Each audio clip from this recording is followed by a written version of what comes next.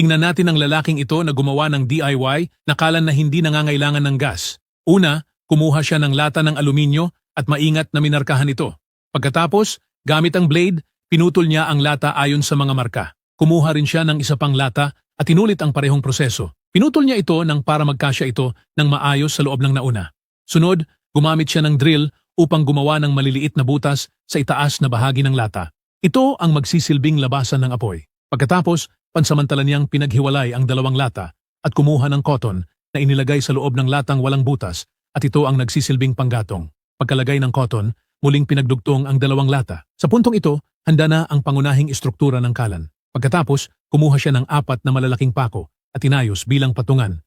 Isang simpleng plataporma na matibay para sa kaserola o takure. Sa huli, nagbuhos siya ng kaunting alkohol sa ibabaw ng kalan sa pamamagitan ng mga butas na ginawa. Kinuha niya ang lighter at dahan-dahang pinainit ang gilid ng lata.